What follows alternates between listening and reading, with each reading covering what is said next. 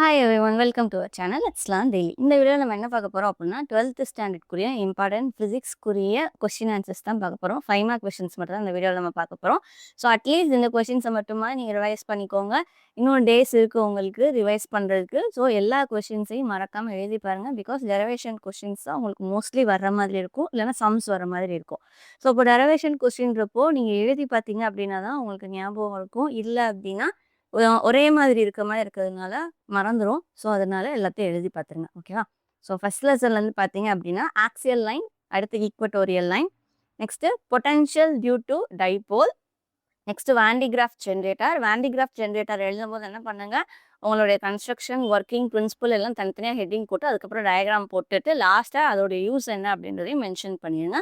So அந்த மாதிரி எழுதுனீங்க அப்படின்னா உங்களுக்கு வந்து கொஞ்சம் நல்லாயிருக்கும். அவங்களுக்கும் கீவேர்ட்ஸ் வச்சு பார்க்குறதுக்கு ஈஸியாக இருக்கும். ஓகேவா?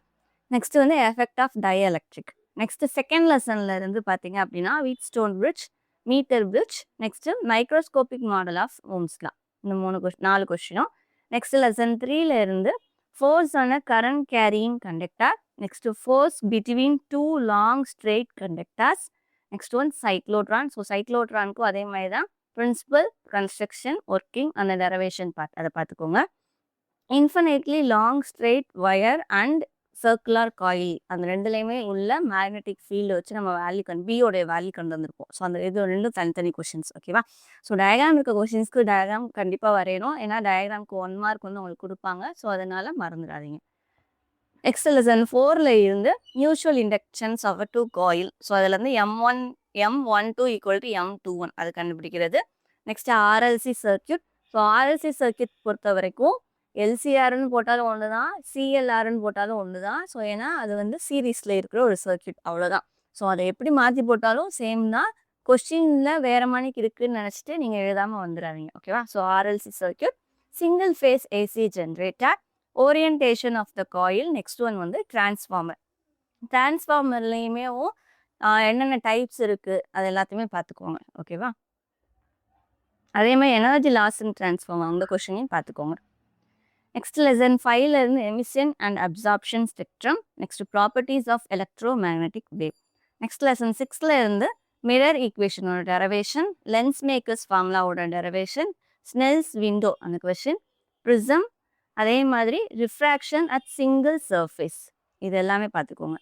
நெக்ஸ்ட் லெசன் 7ல இருந்து compound microscope, astronomical telescope, single microscope, Young's double slit experiment. கண்டிப்பாக யங்ஸ் டபுள் ஸ்லிட்டும் காம்பவுண்ட் மைக்ரோஸ்கோப்பும் படிச்சுக்கோங்க. நெக்ஸ்ட் லெசன் 8ல இருந்து Einstein photo electric equation, Davisson and Germer experiment, next வந்து effect of PG graph, next electron microscope. So 8th லெசனும் ரொம்ப ஈஸியாக இருக்கும். ஸோ அதனால் மோஸ்ட்லி ஃபோட்டோ எலக்ட்ரிக் எஃபெக்ட் அது ரிலேட்டடாக வரும். ஸோ உங்களுக்கு வந்து கதை சொன்னீங்க அப்படின்னாலே உங்களுக்கு புரிகிற மாதிரி தான் இருக்கும். ஸோ அந்த லெசன் ரொம்ப ரொம்ப ஈஸியாக இருக்கிறதுனால ஈஸியாக தான் இருக்கும், படிச்சுக்கோங்க கண்டிப்பாக. ஓகேவா? நெக்ஸ்ட் லெசன் 9ல இருந்து nuclear reactor, next binding energy by atomic number curve, mass number curve, BE/A curve. So அந்த இது. நெக்ஸ்ட் ஜே தாம்சன் அந்த எக்ஸ்பெரிமெண்ட். ஓகேவா?